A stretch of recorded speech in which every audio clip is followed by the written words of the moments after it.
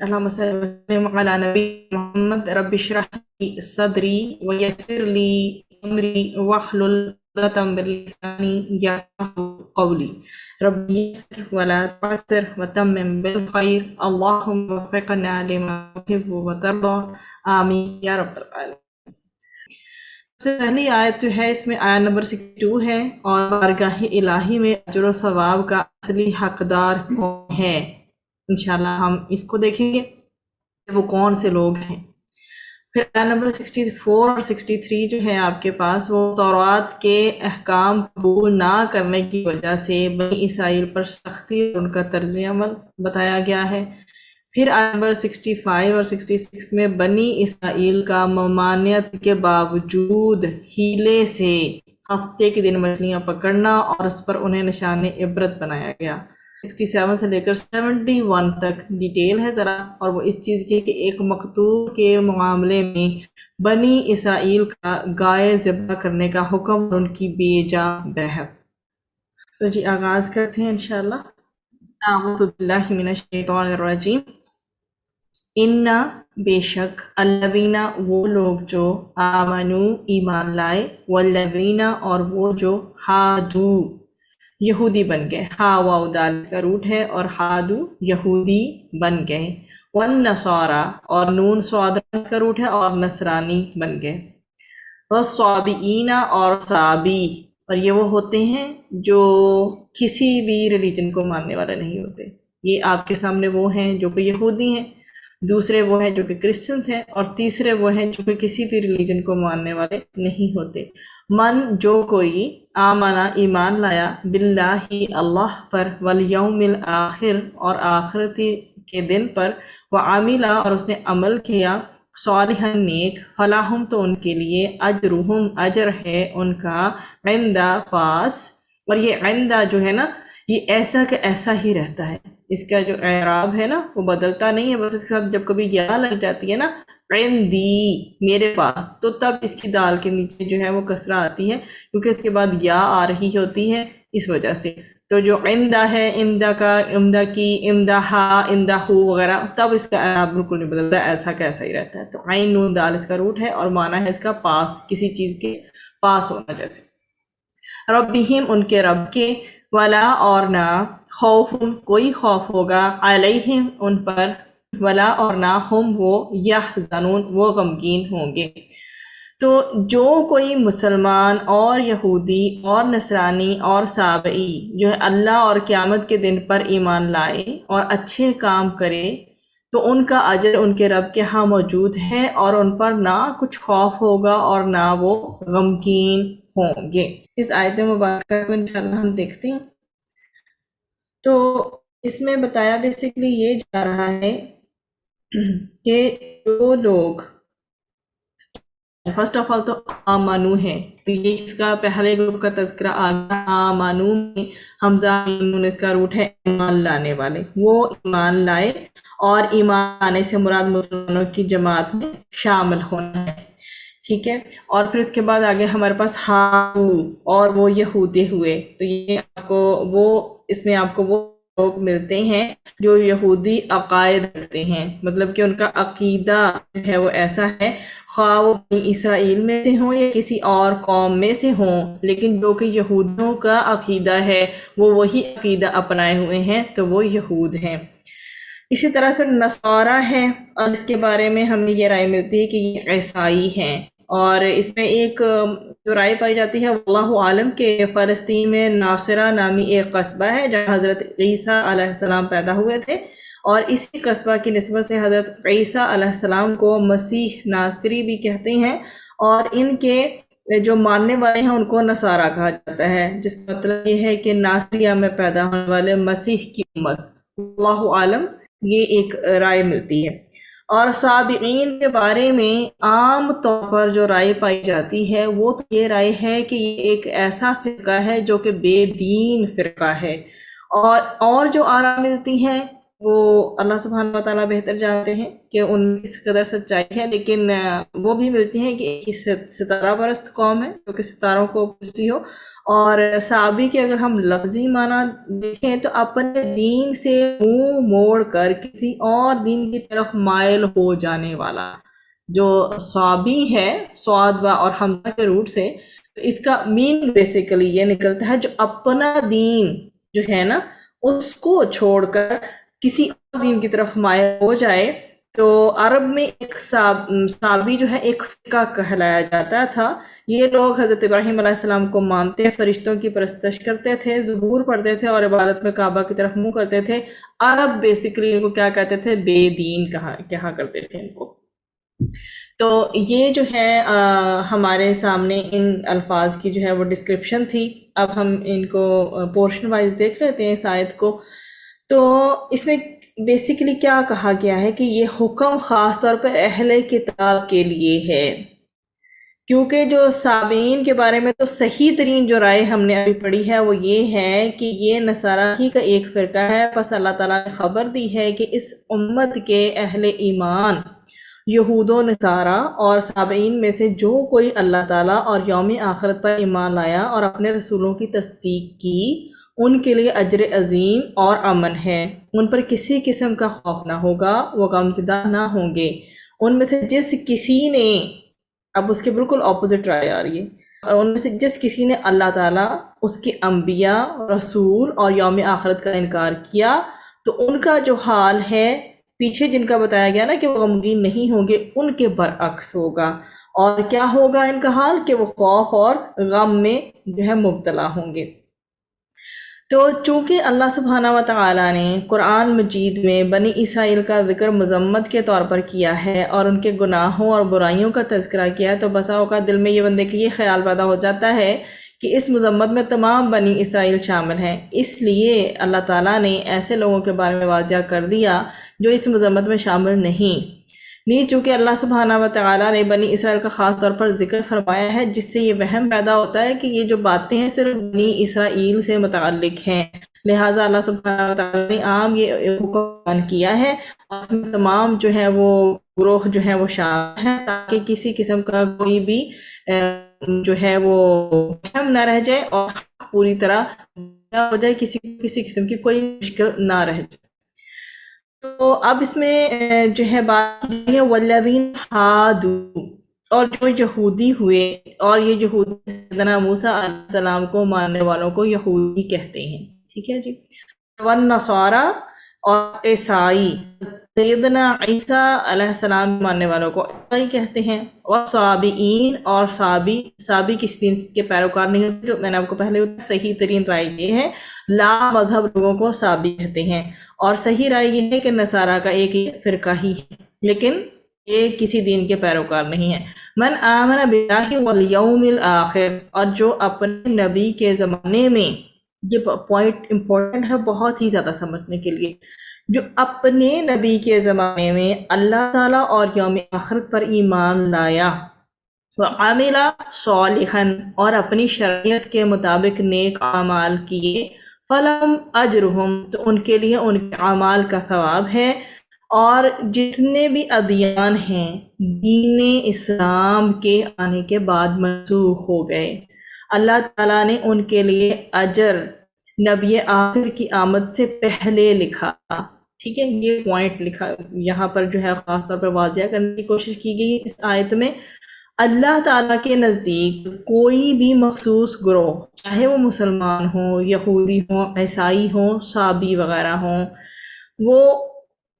جو ہے وہ کامیاب ہونے کا ان سب کے ایک ہی پختہ اصول ہے، اور وہ یہ ہے کہ وہ ایمان لائیں اور عمل صالح کریں۔ تو اللہ تعالیٰ کی ہاں درجے کا اعتبار اسی بنا پر ہے کہ کس نے اللہ تعالیٰ کی رضا کے لیے نبی صلی اللہ علیہ وسلم کی سنت کے مطابق اپنی عملی زندگی کو جو ہے وہ ڈھالا ہے۔ تو اب رسول اکرم صلی اللہ علیہ وسلم نے واضح فرمایا ہے کہ اب میری رسالت پر ایمان لائے بغیر نجات ممکن نہیں۔ سیدنا ابو ہریرہ رضی اللہ عنہ سے روایت ہے کہ رسول اکرم صلی اللہ علیہ وسلم فرمایا، قسم ہے اس ذات کی جس کے قبضہ میں محمد صلی اللہ علیہ وسلم کی جان ہے، کہ اس امت کا کوئی بھی یہودی اور نصرانی جو میری بات سنیں جس کے ساتھ میں بھیجا گیا ہوں یعنی اسلام، جو میری بات سنیں جو کہ شریعت پر مبنی ہے، جس کے ساتھ میں بھیجا گیا ہوں یعنی اسلام، اور وہ اس پر ایمان نہ لائے تو اس کا ٹھکانہ جہنم والوں میں سے ہوگا۔ تو سیدنا عباس رضی اللہ عنہ بن عبد المطلب سے روایت ہے کہ انہوں نے رسول اکرم صلی اللہ علیہ وسلم کو یہ فرماتے ہوئے سنا کہ جس شخص نے اللہ تعالیٰ کے رب ہونے، اسلام کے دین ہونے اور محمد صلی اللہ علیہ وسلم کے رسول ہونے پر اپنی رضا کا دل سے اعلان کر دیا تو اس نے ایمان کا مزہ چکھ لیا۔ تو یقیناً دین اللہ تعالیٰ کے نزدیک اسلام ہے، اور جن لوگوں کو کتاب دی گئی ہے انہوں نے اختلاف نہیں کیا مگر اس کے بعد کہ ان کے پاس علم آ چکا آپس میں ضد کی وجہ سے، اور جو اللہ تعالیٰ سے کفر کرتا ہے تو یقیناً اللہ تعالیٰ جلد حساب لینے والا ہی۔ ہمیں آل عمران آیہ نمبر 19 میں یہ چیز ملتی ہے، اور اسی طرح سے ہمیں آل عمران کی آیہ نمبر 85 میں ملتا ہے کہ اور جو شخص اسلام کے علاوہ کوئی اور دین تلاش کرے گا تو اسے ہرگز وہ قبول نہ کیا جائے گا اور وہ آخرت میں خسارہ اٹھانے والوں میں سے ہوگا۔ تو رسول اکرم صلی اللہ علیہ وسلم کی بعثت کے بعد عمل اور جزا کے اصول کیا ہمیں ملتے ہیں؟ رسول اکرم صلی اللہ علیہ وسلم کی بعثت کے بعد ایمان کی آخری شکل جو ہے وہ اسلام کی صورت میں اسپیسیفائڈ کر دی گئی ہے، متعین ہو گئی ہے، لہذا اب اسلام قبول کیے بغیر کسی کو اس کے عمل کی جزا آخرت میں نہیں ملے گی۔ البتہ دنیا میں اچھے کاموں کی جزا ضرور دے دی جاتی ہے، کبھی رزق کی کشادگی کی شکل میں، کبھی کاموں میں آسانی یا اچھی شہرت کی شکل میں۔ اب جو اگلا پوائنٹ اس کا آخری ہے وَلَا خَوْفٌ عَلَيْهِمْ وَلَا هُمْ يَحْزَنُونَ، وہ کیا بتاتا ہے کہ ان کے لیے کوئی خوف اور غم نہ ہوگا اور نہ وہ غمگین ہوں گے۔ تو اللہ سبحانہ وتعالیٰ اپنے دوستوں کو غم اور خوف سے بے نیاز کر دیں گے، اور اس میں ہمیں ارشاد الہی بھی ملتا ہے آیہ نمبر 62 سورہ یونس کی کہ الا ان اولیاء اللہ لا خوف علیہم ولا هم یحزنون، سن لو بے شک اللہ سبحانہ وتعالیٰ پر نہ خوف ہے نہ ہی وہ غمگین ہوں گے۔ تو یہ تھی ہماری اس آیت کی ڈسکرپشن تھی۔ میں کوشش کرتی ہوں انشاءاللہ کہ اس کو مزید سمرائز جو ہے وہ کر دوں۔ اس میں بیسکلی یہ بتایا گیا ہے، پہلے تو اسرائیل کی جو ہے آپ کے سامنے نافرمانیاں اور جو اعتدالی ہے اس کا ذکر ہے نا۔ یہاں ان میں سے جو نیک لوگ تھے ان کے اجر و ثواب، جیسے کہ ٹائٹل ہے اس کا ہماری آیت کا، وہ ہمیں ملتا ہے کہ جو لوگ نیک تھے ان کے اجر و ثواب کا بتایا گیا ہے۔ تو یہودیوں میں سے ایماندار وہ ہے جو تورات کو مانتا ہو اور حضرت موسیٰ علیہ السلام کی سنت پر عمل کرتا ہو، پھر حضرت عیسیٰ علیہ السلام کے آنے کے بعد ان کی اتباع کرے اور ان کی نبوت کو برحق سمجھے۔ اگر وہ حضرت عیسیٰ علیہ السلام کے آنے کے بعد بھی تورات اور حضرت موسیٰ علیہ السلام کی شریعت پر قائم رہا اور حضرت عیسیٰ علیہ السلام کا انکار کیا اور ان کی اتباع نہ کی تو وہ بے دین ہو جائے گا۔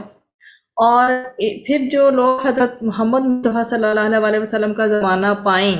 اور نہ تو آپ صلی اللہ علیہ وسلم کی نبوت کو مانیں اور نہ آپ صلی اللہ علیہ وسلم کی اتباع کریں تو وہ بھی بے دین ہے۔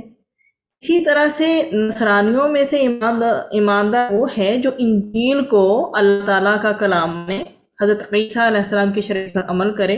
پھر وہ حضرت صلی اللہ علیہ وسلم کا زمانہ پائے تو آپ صلی اللہ علیہ وسلم کی نبوت کی تصدیق کرے اور آپ صلی اللہ علیہ وسلم کی شریعت پر عمل کرے۔ اگر اس نے حضرت صلی اللہ علیہ وسلم کا زمانہ پایا اور پھر بھی انجیل اور حضرت عیسیٰ علیہ السلام کی اتباع چھوڑ کر نبی کریم صلی اللہ علیہ وسلم کی تصدیق، آپ صلی اللہ علیہ وسلم کی شریعت اور اتباع نہ کی تو وہ ہلاک ہوگا۔ تو مختصراً یہ کہ ہر نبی کا تابع دار اور اوبیڈینٹ اور اس کا ماننے والا ایماندار اور صالح ہے اور اللہ تعالیٰ کے ہاں نجات پانے والا ہے، لیکن جب دوسرا نبی آ جائے اور وہ اس کا انکار کرے تو وہ کافر ہو جائے گا، اور اسے باقاعدہ ابن کثیر نے روایت کیا ہے۔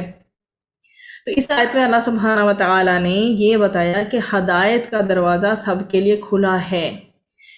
اس کے لیے کسی قوم اور کسی شخص کی خصوصیت نہیں بتائی گئی۔ بنی اسرائیل نے بھی ایک زمانے میں اپنے ایمان اور اچھے اعمال کی بدولت دنیا پر فضیلت حاصل کی تھی، پھر یہی لوگ جو ہیں وہ بے ایمانی اور بدکاری کے سبب ذلیل اور مغضوب ہو گئے۔ تو یہاں تک الحمدللہ ہماری جو آیہ نمبر 62 ہے وہ جو ہے کمپلیٹ ہو گئی۔ آگے بڑھتے ہیں ہم انشاءاللہ آیہ نمبر 63 کی طرف۔ وَإِذْ، اور جب، اخذنا لیا ہم نے، میثاقکم پختہ عہد تم سے، ورفعنا اور اٹھایا ہم نے، فوقکم اوپر تمہارے، الطور طور کو، خذو پکڑو، ما جو، آتیناکم دیا ہم نے تمہیں، بقوتن ساتھ قوت کے، وذکروا اور یاد کرو، ما جو فیہ اس میں ہے، لعلکم تاکہ تم تتقون بچ جاؤ۔ اور جب ہم نے تم سے عہد لیا اور تم پر کوہ طور بلند کیا، جو کچھ ہم نے تمہیں دیا ہے اسے مضبوط پکڑو، اور جو کچھ اس میں ہے اسے یاد رکھو تاکہ تم پرہیزگار ہو جاؤ۔ تو آپ کے نزدیک میثاق جو ہے یہاں پہ بتایا گیا واو فا اور قاف سے ہے، اور یہ ہوتا ہے پختہ اور پکا والا وعدہ اور پختہ عہد، ٹھیک ہے جی۔ اور اس کے بعد ہے الطور، طور پہاڑ، عربی میں ہر پہاڑ کو طور کہتے ہیں، اور جزیرہ نمائے سینا کے ایک خاص پہاڑ کا نام بھی طور ہے، جس پر اللہ سبحانہ وتعالی نے حضرت موسیٰ علیہ السلام سے کلام فرمایا تھا، اور اسے جبل سینا بھی کہتے ہیں۔ اور میثاقکم جیسے ہمارے سامنے گزرا کہ تمہارا عہد، تمہارا جو ایمان، ٹھیک ہے، اس سے یہ جو ہے لیا گیا ہے۔ رفعنا، را فا عین جو ہے وہ اس کا روٹ ہے، اور ہم نے بلند کیا، ہم نے اونچا کیا۔ ما آتینا جو کچھ ہم نے دیا، اس سے مراد جو ہے وہ تورات ہے۔ بقوت قوت، اس سے مراد جو ہے نا یہاں پر اس آیت میں جو ہے وہ لیا گیا ہے تورات کو، یعنی تورات پر مضبوطی سے جم کر عمل کرنے کا وعدہ کرو، ورنہ تم پر پہاڑ جو ہے وہ گرا دیا جائے گا۔ تو اس آیت میں جو بحث کا پورشن ہے اس میں دیکھیے، وَإِذْ أَخَذْنَا مِيثَاقَكُمْ، وہ وقت یاد کرو، اس میں یہ بیسیکلی اللہ سبحانہ وتعالی نے بنی اسرائیل کو اپنے فور فادرز، اپنے آباء و اجداد کے برے افعال کی وجہ سے ان پر جو ہے نا وہ ان کو ڈانٹ پلائی ہے، ان پر زجر و توبیخ کی ہے، ان کو ڈانٹ پلائی ہے باقاعدہ،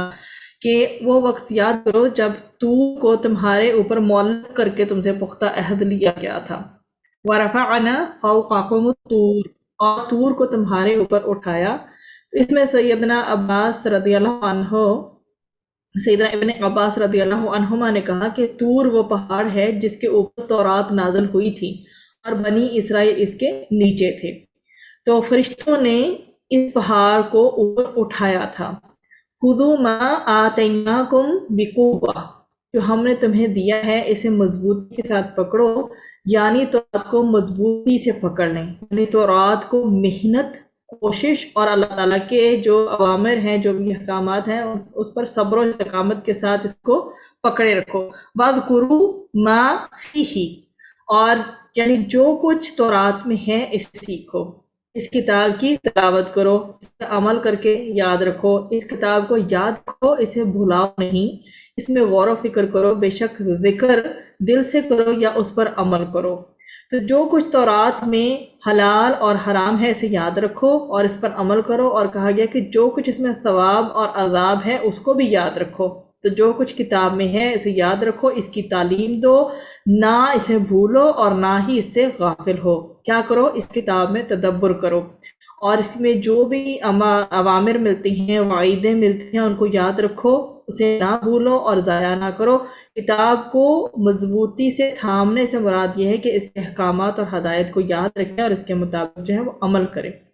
لعلکم تتقون، تاکہ تم اللہ تعالیٰ کے عذاب کے خوف اور اس کی ناراضگی سے بچو اور ایسے کاموں کو چھوڑ دو جن سے اللہ سبحانہ وتعالیٰ نے روکا ہے۔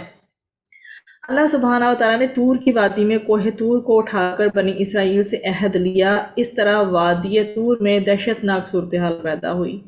اس کی وجہ یہ تھی کہ بنی اسرائیل اس قوم کے افراد تھے جنہوں نے نیکی کی بات کو کم ہی قبول کیا تھا،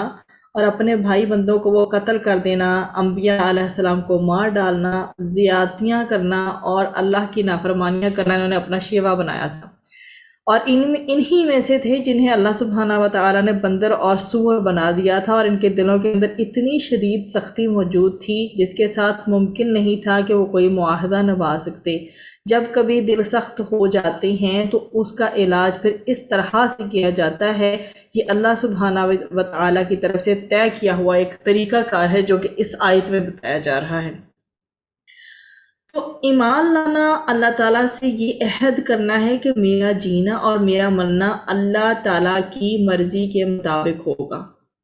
یہ جو ہمارا معاہدہ ہوتا ہے اللہ سبحانہ و تعالیٰ کے ساتھ، یہ عاجزی پر مبنی ہوتا ہے کہ ایک بندہ کتنا عاجز ہے، اور دوسری طرف وہ ذات جس کے ہاتھ میں آسمان و زمین کی طاقتیں ہیں۔ اگر انسان اس معاہدے کو پورا کرتا ہے جو کہ اللہ تعالیٰ سے جو ہے وہ اللہ تعالیٰ کو انسان سے ریکوائرڈ ہے، تو اس کے لیے اللہ تعالیٰ کی نعمتیں جو ہیں وہ لازوال ہیں۔ لیکن اگر انسان اس معاہدے سے پھر جائے تو اس کے لیے شدید خطرہ ہے کہ اس کا مالک اسے جہنم میں ڈال دے، جہاں وہ اس طرح چلتا رہے کہ بچ نکلنے کا پھر کوئی بھی راستہ نہ ملے۔ اب ایمانی عہد پر ایک مومن سے وہی کیفیت مطلوب ہے جو سیدنا موسیٰ علیہ السلام کی قوم پر گزری تھی۔ ہر شخص کو اپنے آپ کو اللہ تعالیٰ کے ساتھ جو ہے وہ ہر شخص مانتا ہے کہ مجھے اطاعت کرنی ہے، مجھے اس حکم کو ماننا ہے۔ تو اس عہد کی سنگینی سے اسے پوری طرح اس کو اس چیز کا ہونا چاہیے کہ میں اللہ سبحانہ و تعالیٰ کے ساتھ میرا یہ عہد ہے اور میں نے اسے قائم رکھنا ہے، اور اسے کوشش کرنی چاہیے کہ وہ خلاف ورزی اگر اس نے کی تو آسمان و زمین اور اس پر گر پڑیں گے۔ تو کرنا یہ ہوتا ہے اس معاہدہ ایمانی میں، جس میں میثاقکم کے اوپر بہت زور دیا گیا ہے کہ انسان اپنا عقیدہ جو ہے وہ درست رکھے، جو اللہ تعالیٰ کی حدود ہیں ان کا خیال رکھے، جو اللہ تعالیٰ کے پسندیدہ مستحب اور مسنون کام ہیں ان کا خیال رکھیں، اور کبھی بھی جو ہے وہ جو اللہ سبحانہ و تعالیٰ نے جسے منع کر دیا ہے اس کے قریب بھی نہ جائیں، اور جو کرنے کا کہا ہے وہ کرے۔ تو اس آیت کے مخاطب تو نبی کریم صلی اللہ علیہ وسلم کے زمانے کے یہود ہیں۔ نبی کریم صلی اللہ علیہ وآلہ وسلم پر ایمان نہ لانا بھی عہد شکنی ہے، اسی لیے سبحانہ و تعالیٰ نے فرمایا کہ اے بنی اسرائیل، تم لوگوں نے اتنے پختہ عہد اور اس قدر زبردست وعدے کی بھی کچھ پرواہ نہ کی اور عہد شکنی کر ڈالی، اس کے باوجود ہم نے تم پر دنیا میں کوئی ایسا عذاب نازل نہیں کیا جیسا تم سے پہلے بے ایمانوں اور عہد شکنوں پر ہوتا۔ یہ تم پر محض اللہ تعالیٰ کی رحمت اور محمد صلی اللہ علیہ وسلم کا جو ہے وہ ان کا اللہ تعالیٰ کا فضل ہے کہ ان کو رحمت للعالمین جو ہے وہ بنا کر بھیجا گیا ہے۔ اگر اللہ تعالیٰ تمہاری توبہ قبول نہ فرماتا اور نبیوں کے سلسلے کو برابر جاری نہ رکھتا تو یقیناً تمہیں زبردست نقصان پہنچتا اور تم اس عہد شکنی کی بنا پر دنیا اور آخرت میں جو ہے وہ برباد ہو جاتے۔ اب آگے جو پڑھتے ہیں ہم آیا نمبر ہمارے پاس ہے 64 اور 65۔ جی 64 میں ہے ثم پھر تولیتم پھر گئے تم من بعدی بعد ذالک اس کے فلولا پس اگر نہ ہوتا فضل اللہ کا علیکم تم پر ورحمتہ اور رحمت اس کی لکنتم البتہ تم ہوتے خسارہ من الخاسرین خسارہ پانے والوں میں سے۔ اس میں ہم یہ دیکھ لیتے ہیں جی کہ اس آیت میں خاص طور پر جو ایڈریس کیا گیا ہے ثم تولیتم، اس کے بعد تم نے اعراض کیا اور اسے پیٹ پھیری، من بعد ذالک اس پختہ معاہدے کے بعد اللہ تعالیٰ کی کتاب کو مضبوطی سے پکڑنے اور جو کچھ اس میں ہے اسے یاد رکھنے کے عہد سے بنی اسرائیل پھر گئے تھے۔ یہ معاہدے سے پھر جانا اللہ تعالیٰ کے عذاب کا ان کے لیے سبب بنا تھا۔ تو اللہ تعالیٰ کے دین سے منہ پھیرنے کا کیا نتیجہ نکلتا ہے کہ اگر اللہ تعالیٰ کے دین سے منہ پھیرنا دراصل اپنے آپ کو انسانی سطح سے گرا کر حیوانی سطح پر لے آنے والی بات ہے۔ تو جب انسان اللہ تعالیٰ کے دین کا پابند نہیں رہتا تو اس کے پاس دوسرا کوئی دین ہے ہی نہیں۔ تو اللہ تعالیٰ کے دین سے منہ پھیرنے سے انسانی جو ہے وہ ہمدردی ختم ہو جاتی ہے۔ انسانوں کے حق مارتے ہیں، انسانوں کے خون پسینے کی کمائی چوستے ہیں، قتل و غارت گری کرتے ہیں۔ ایسی سوسائٹی میں عام ہو جاتی ہیں یہ چیزیں، جبکہ یہ اس طرح سے چوری ڈاکے وغیرہ عام ہو جاتے ہیں، زناکاریاں عام ہو جاتی ہے، تو پھر کیا ہوتا ہے پوری زمین فساد سے بھر جاتی ہے۔ تو اس میں یہ بتایا گیا ہے کہ فلولا فضل اللہ علیکم ورحمتہ، کہ سیدنا ابو سعید خدری رضی اللہ عنہ فرماتے ہیں کہ اللہ تعالیٰ کے فضل سے مراد قرآن مجید ہے۔ سیدنا قتادہ رضی اللہ عنہ نے کہا کہ اسلام اللہ تعالیٰ کا فضل ہے اور قرآن اس کی رحمت ہے، یعنی تمہاری توبہ قبول کر کے فضل نہ ہو اور پھسل جانے پر معافی کی رحمت نہ ہوتی تو پھر کیا بنتا نا۔ تو قرآن سے منہ پھیرنے کے اسباب، لوگ قرآن حکیم کو اپنے لیے غیر ضروری سمجھتے ہیں، وہ یہ محسوس کرتے ہیں کہ اس کا انہیں کوئی فائدہ حاصل ہونے والا نہیں ہے، وہ یہ محسوس کرتے ہیں کہ اس کو پڑھ لینے سے ہماری زندگی کے اندر کوئی ایسا معاملہ ہونے والا نہیں جس سے ہمیں کوئی فائدہ یا کوئی بینیفٹ نصیب ہوگا، وہ یہ محسوس کرتے ہیں کہ اس کو چھوڑ دینے سے ہمیں کوئی نقصان بھی ہونے والا نہیں ہے۔ لَكُنْتُم مِّنَ الْخَاسِرِينَ، تو تم ضرور خسارہ اٹھانے والوں میں سے ہو جاتے۔ سیدنا ابن عباس رضی اللہ عنہما نے کہا ہے کہ یعنی دنیا اور آخرت میں ہلاک ہو جاؤ گے۔ یہ سیدنا ابن عباس رضی اللہ عنہما کا قول ہے، یعنی دنیا اور آخرت دونوں میں ہلاک ہو جاؤ گے۔ اور اس کے بارے میں رب العزت نے فرمایا ہے، آپ کو سورۃ الزمر میں ملتا ہے نمبر 15 میں، کہ آپ کہتے ہیں کہ یقیناً خسارہ اٹھانے والے وہ ہیں جنہوں نے اپنے آپ کو اور اپنے گھر والوں کو قیامت کے دن خسارے میں ڈال دیا، سن لو یہی کھلا خسارہ ہے۔ تو یہ جو ہے ہمیں کرنا بیسیکلی کیا ہے کہ ہم نے منہ نہیں موڑنا، اور ہمیں بھی جو دیا گیا ہے اس کے ساتھ ہم نے پختگی کے ساتھ اپنے آپ کو باندھ لینا ہے۔ اگر ہمیں ہماری جو اب شریعت میں نبی کریم صلی اللہ علیہ وسلم کی شریعت نے ہمارے پاس جو ہے وہ قرآن ہے، قرآن و سنت ہے، اگر ہم اس سے منہ موڑیں گے تو کیا ہو جائے گا، ہم بھی خسارہ پانے والوں میں سے ہو جائیں گے۔ تو ہم نے اس کو مضبوطی سے پکڑنا ہے، وہی سیم سٹیپس ہیں اس کے جو کہ پچھلی آیت میں مینشن کیے گئے ہیں کہ اطاعت کرو، مضبوطی سے پکڑو اور اوبیڈینٹ بننے کی کوشش کرو، اور ایسا نہ کرو کہ نافرمانی کرنے لگو۔ اگلی جو آیت ہے وہ ہفتے کے دن کے حوالے سے ہے، آیا نمبر 65۔ وَلَقَدْ، اور البتہ تحقیق، علمتم جان لیا تم نے، الذین ان کو جو اعتدوا حد سے نکل گئے، منکم تم میں سے، فی السبت ہفتہ کے دن میں، فقلنا تو کہا ہم نے، لہم ان سے، کونوا ہو جاؤ، قردۃ بندر، خاسئین ذلیل و خوار۔ اور بے شک تمہیں وہ لوگ بھی معلوم ہے جنہوں نے تم میں سے ہفتہ کے دن کی زیادتی کی تھی، اور پھر ہم نے ان سے کہا تم ذلیل بندر ہو جاؤ۔ اس میں جی آپ کے سامنے عین دال دال ہے، اعتدوا کا جو روٹ ہے، حد سے نکل گئے، مطلب کہ انہوں نے خوب زیادتی کی، لمٹس کراس کی ہیں، تو اس لیے یہ والا جو لفظ یہاں پہ یوز ہوا ہے۔ السبتی جو ہے ہم ہفتے کے دن کی بات کرتے ہیں تو سین با تا اس کا روٹ ہے، اور ہفتہ کا دن یہود کے ہاں جو ہے نا ہفتہ ایک مقدس دن ہالیڈے شمار ہوا کرتا تھا، ان کے ہاں یہ دن صرف اللہ سبحانہ و تعالیٰ کی عبادت کے لیے مخصوص تھا، اور اس روز وہ دنیاوی کام مثلا تجارت ہے، ایگریکلچر ہے، زراعت وغیرہ یا شکار جو ہے وہ نہیں کرتے تھے، تو مطلب وہ ممنوع تھا ان کے لیے، ٹھیک ہے جی۔ اس دن ہفتے کے دن ان کے لیے تجارت ہو گئی، زراعت ہو گئی، شکار ہو گئی، لائک یہ والے جو کام تھے، ساری ایکٹیویٹیز تھے، ان کے لیے ممنوع تھی۔ تو خاسئین، پھر اس کے بعد ہے خاسئین، تو یہ ذلیل ہوئے، خوار ہوئے، اور قردۃ کاف را دال سے نکلا ہے، اور بندر تو آپ کو معلوم ہے کہ جو منکی کو کہتے ہیں۔ تب ان کا ایسا کون سا عمل تھا، اس میں جو ہے جی دیکھتے ہیں۔ وَلَقَدْ عَلِمْتُمْ، اللہ تعالیٰ نے بنی اسرائیل کو یاد دلایا ہے کہ احکامات کی نافرمانی کرنے اور عہد توڑنے کی سزا کے طور پر توہین آمیز عذاب ہے۔ الذین اعتدوا منکم فی السبت، تم میں سے جو لوگ ہفتے کے دن میں سے حد سے گزر گئے، یہ وہ لوگ ہیں جن کا آگے انشاءاللہ آپ کو تفصیلی جو ذکر ہے نا ڈیٹیلڈ، انشاءاللہ وہ سورۃ الاعراف میں ملے گا۔ تو یہاں پر ہم اس کی آیت نمبر 163 اور اسے لے کر 165 کو دیکھیں گے تاکہ اس آیت کو اچھے سے سمجھ سکیں۔ اور آپ ان سے اس بستی کے بارے میں پوچھیں جو سمندر کے کنارے تھی، جب وہ ہفتے کے دن کے بارے میں حد سے تجاوز کرتے تھے، جبکہ ہفتے کے دن ان کی مچھلیاں سر اٹھائے ان کے پاس آ جاتی تھیں، اور جس دن ہفتہ نہ ہوتا وہ ان کے پاس نہیں آتی تھیں۔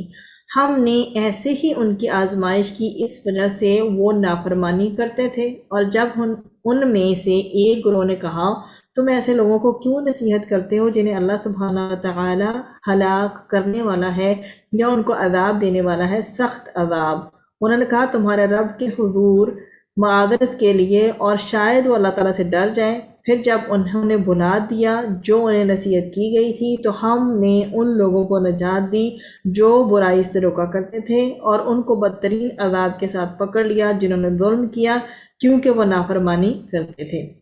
سبت کا قانون یہ تھا کہ ہفتے کا دن عبادت کے لیے خاص، اس دن دنیا کا کوئی کام نہ خود کریں گے نہ ہی اپنے ملازموں سے کروائیں گے۔ جو کوئی اس قانون کو توڑے گا وہ واجب القتل ہے۔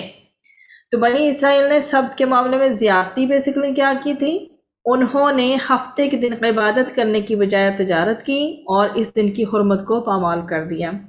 تو بنی اسرائیل نے کیا لمٹس کراس کی، حدود کو تجاوز کیا۔ تو شکار کو ان کے لیے حرام کیا گیا تھا تو انہوں نے شکار بھی کیا۔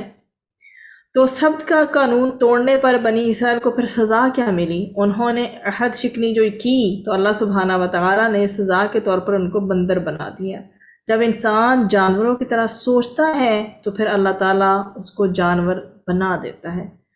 تو بات یہ ہے کہ شریعت سے انحراف جب کوئی انسان کرتا ہے تو وہ کس لیول تک گرتا ہے۔ جب بھی انسان شریعت سے انحراف کرے گا، راستے بدلے گا، تو وہ اپنے آپ کو جانوروں کے لیول پر لے آئے گا جو کسی اخلاقی ضابطے کے پابند ہوتے ہی نہیں ہیں۔ ان کو کوئی لمٹس دی جائیں، یہ ڈیو لمٹس ہیں تو ان کو کراس کرتے ہیں۔ تو شریعت کے ساتھ یہ کھیل کھیلنے سے ڈرنا چاہیے کہ اللہ تعالیٰ کا قانون اس حیوانی ذلت میں مبتلا نہ کر دے جس میں یہود اپنے اس فعل کی وجہ سے مبتلا ہوئے تھے۔ تو ایمان لانے کے بعد بے حسی کی بیماری کیسے پیدا ہوتی ہے؟ اللہ تعالیٰ کی یاد سے غافل ہو کر، آخرت کو بھلانے سے، زیادہ سوال کرنے سے، تعویلیں گھڑنے سے، ایکسکیوزز دینے سے، حجتیں پیش کرنے سے، آرگیومنٹس خام خواہ کے کرنے سے، جو ہوتا ہے وہ دل سخت ہو جاتے ہیں، اور جب دل سخت ہو جاتے ہیں تو عام انسانی باتوں کی طرح اللہ تعالیٰ کی باتوں میں بھی انسان سرکشی پر مبنی رویہ اختیار کرنے لگتا ہے۔ پھر اللہ تعالیٰ کا تصور دل کو نہیں پگھلاتا، اندر تڑپ پیدا نہیں کرتا، اور روح کے اندر بھی ایسا کوئی ارتعاش جو پیدا نہیں ہوتا جو کہ انسان کی بھلائی کا آگے سبب بنے۔ پھر وہی والی بات ہے کہ انسان بے حس ہوتا چلا جاتا ہے۔ فَقُلْنَا لَهُمْ كُونُوا قِرَدَةً خَاسِئِينَ، تو ہم نے انہیں کہا کہ کیا کرو، تم ذلیل ہونے والے بندر بن جاؤ۔ کیسے بنے وہ بندر؟ بنی اسرائیل سے یہ کہا گیا کہ تم ہفتے کے دن کی حرمت کو برقرار رکھو، اس روز کا مچھلیوں کا شکار نہ کرو۔ ہفتے کے دن مچھلیوں کے شکار کی یہ تدبیر ان کے ذہن میں آئی کہ گڑھے کھودتے ہیں اور گڑھے کھود کر ان میں جال اور کانٹے ڈال دیا جائیں۔ ہفتے کے دن مچھلیاں جالوں میں پھنس جائیں گی اور اتوار کو پکڑ لی جائیں گی۔ انہوں نے اس تدبیر پر عمل کیا، اور بنی اسرائیل کی یہ جو حیلہ سازی، اس گناہ عظیم نے ان پر اللہ تعالیٰ کا غضب واجب کر دیا، اور اللہ تعالیٰ نے انہیں حقیر اور ذلیل بندر بنا دیا۔ تو یہ شریعت کے حامل گروہ کی گمراہی کی ایک صورت یہ ہوتی ہے کہ وہ عملاً اس کے خلاف چلیں اور طویلوں کے ذریعے وہ یہ ظاہر کریں کہ وہ اللہ تعالیٰ کے حکم پر ہیں۔ جیسے یہود کو یہ حکم دیا گیا کہ سبت کے دن، ہفتے کے دن عبادت کے لیے مخصوص رکھنا ہے اور کوئی دنیاوی کام نہیں کرنا، مگر انہوں نے اس دن بھی کاروبار کیا اور تعویلوں سے یہ ثابت کیا کہ وہ اللہ تعالیٰ کے حکم پر قائم ہیں، جبکہ وہ حکم پر قائم نہیں تھے۔ تو آپ کے سامنے اس کو سمپلی اس آیت کو ریپ اپ کر دیتی ہوں کہ حضرت موسیٰ علیہ السلام کے سینکڑوں برس بعد ہوا یہ تھا کہ جب حضرت داؤد علیہ السلام کے زمانے میں یہ بنی اسرائیل کے ساتھ واقعہ پیش آیا تھا کہ ہفتہ کے دن بنی اسرائیل کے لیے بہت معظم اور محترم دن تھا اور خاص طور پر عبادت کے لیے مقرر کیا گیا تھا۔ تو اللہ سبحانہ و تعالیٰ نے ہفتہ کے دن ان پر مچھلی کا شکار جو ہے آپ کے سامنے حرام فرما دیا تھا۔ تو ان کی آزمائش بیسیکلی کیا ہوتی تھی؟ جب شکار تو حرام کر دیا ہی گیا ہے، آزمائش یہ ہوتی تھی کہ اب وہی دن ایسا چڑھے گا اور تمام جو مچھلیاں ہیں وہ دریا کی سطح پر وہ ٹوٹل وہ ساری جمع ہو جاتی تھی، اور اس قدر کثرت سے ہوتی تھی کہ دریا کا پانی بھی دکھائی نہیں دیتا تھا۔ اور ہفتہ کے دنوں کے علاوہ ادر دین دا سیچرڈے، جو باقی دنوں میں جو ہے وہ ایک بھی مچھلی اس طرح سے دکھائی نہیں دیا کرتی تھی۔ تو یہ لوگ جو ہے چونکہ مچھلی کے تھے ہی بہت شوقین، اس لیے انہوں نے اللہ تعالیٰ کے حکم کی ظاہری صورت جو ہے وہ برقرار رکھنے کے لیے کیا ہیلا سازی کی، کیا ایکسکیوز دیا آگے سے، انہوں نے اپنی طرف سے وہ ایک تدبیر نکالی تھی اس بات میں کہ وہ ہفتہ کے دن دریا کے قریب گڑھے کھود کر دریا کا پانی ان میں چھوڑ دیتے اور پانی کے ساتھ مچھلی بڑی مقداروں میں ان کے گھڑوں میں چلی جاتی۔ جب گھڑے پانی اور مچھلی سے بھر جاتے تو دریا سے یہ گھڑوں میں پانی آنے کا راستہ بند کر دیتے اور اگلے روز ان گھڑوں سے مچھلی نکال لیتے اور پریٹینڈ یہی کرتے کہ یہ پکڑی اتوار کے دن ہے۔ اس مسلسل نافرمانی پر اللہ تعالیٰ نے ان پر صورت جو ہے وہ ان کی اپنی شکل و صورت کو مسخ کرنے والا عذاب جو ہے وہ نازل فرمایا اور ان کی صورتیں مسخ کر کے ان کو بندر بنا دیا۔ پھر 3 دن بعد وہ سب جو ہے وہ مر گئے۔ آگے ہمارے پاس جو ہے آیا نمبر 66 ہے اور یہ انشاءاللہ ہماری لاسٹ آیا ہوگی۔ فَجَعَلْنَاهَا، تو بنا دیا ہم نے ان کو نکالن عبرت، لما ان کے لیے جو بین یدیہا سامنے تھے ان کے، وما اور جو خلفہا پیچھے بعد ہوں گے ان کے، وموعظۃ اور نصیحت للمتقین متقی لوگوں کے لیے۔ پھر ہم نے اس واقعے کو اس زمانہ کے لوگوں کے لیے اور ان سے پچھلوں کے لیے عبرت اور پرہیزگاروں کے لیے نصیحت بنا دیا۔ نکالن ہے عذاب، سزا، اس کا روٹ ہے آپ کے سامنے جو ہے نون کاف لام، اور ایسی سزا اور واقعہ جو دوسروں کے لیے عبرت کا باعث ہو اور جس کو دیکھ کر لوگ نصیحت پکڑیں۔ اور موعظۃ واو عین وا سے ہے اور اس کا مطلب ہے کہ نصیحت، اور وہ نصیحت جس میں مخاطب کو جو ہے وہ ڈرانا مقصود ہوتا ہے۔ تو اس میں جو ہے اللہ سبحانہ و تعالیٰ نے یعنی اسرائیل کو زمانے کی قوموں کی جنہیں یہ خبر پہنچی عبرت بنا دیا، اور عبرت سے مراد ہے کہ ماضی کے کسی واقعے سے اپنی زندگی کے حوالے سے اچھا سبق لینا جو ہے بیسیکلی عبرت کہلاتا ہے۔ تو جن لوگوں نے سبت کے قانون جو ہے نا، جو کہ قانون الہی بیسیکلی، اس کی خلاف ورزی اللہ تعالیٰ نے انہیں بندر بنا دیا اور ان اس دور کے لوگوں اور بعد میں آنے والوں کے لیے جو ہے عبرت بنا دیا۔ تو اب اللہ تعالیٰ کی نافرمانی کر کے بندر بن جانے والوں کو جنہوں نے دیکھا، ان کے لیے یہ جو واقعہ تھا آنکھوں دیکھی وٹنس تھا، گواہی تھا۔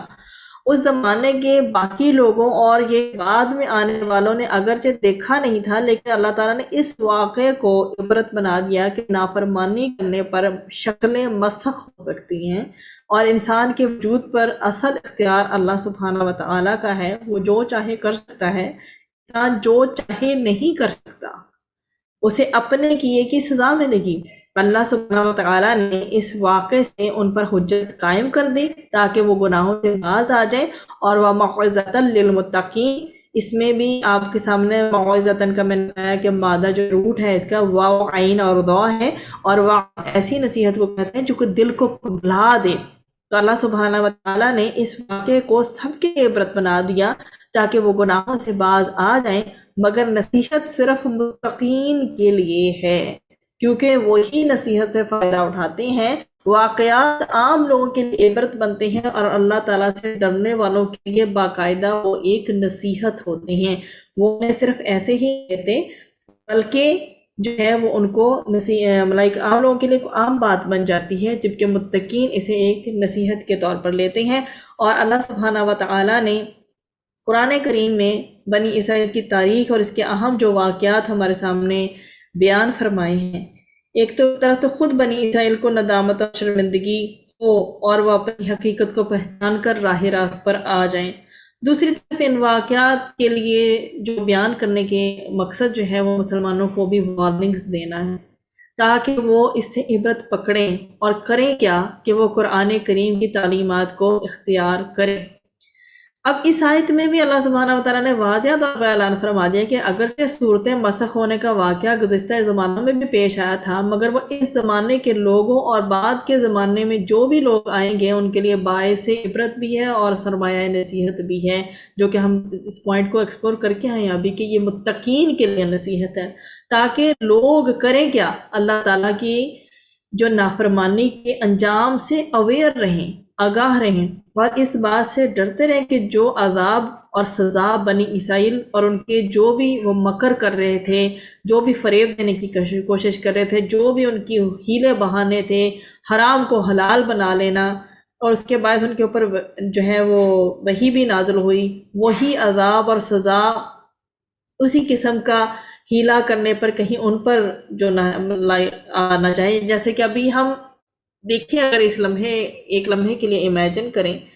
کہ انسان کی شکل مسخ ہو کے کچھ سے کچھ ہو جائے تو وہ کتنی بڑی اس کے لیے سزا ہے.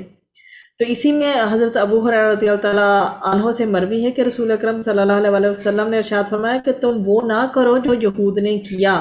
بس تم ہیلے حوالوں سے ہیلے بہانوں سے اللہ تعالیٰ کے حرام کو حلال نہ کر لیا کرو، یعنی شرعی احکامات میں ہیلا جوئی سے بچو. تو ہوتا کیا بیسیکلی کہ اللہ تعالیٰ کی نافرمانی اور اس کے عذاب اور غصہ کا سبب بنتی ہیں یہ چیزیں. اس لیے ایسے واقعہ سے سبق حاصل کرنا چاہیے ہمیں بھی، اور ایسے تمام میٹر سے بچنا چاہیے جس سے اس کی نافرمانی ہوتی ہو، اور ایسے امور اختیار کرنے چاہیے جس سے اللہ سبحانہ و تعالیٰ کی رضا حاصل ہو. وآخر دعوانا ان الحمد للہ رب العالمین. سبحان ربک رب العزۃ عما یصفون وسلام علی المرسلین والحمد للہ رب العالمین.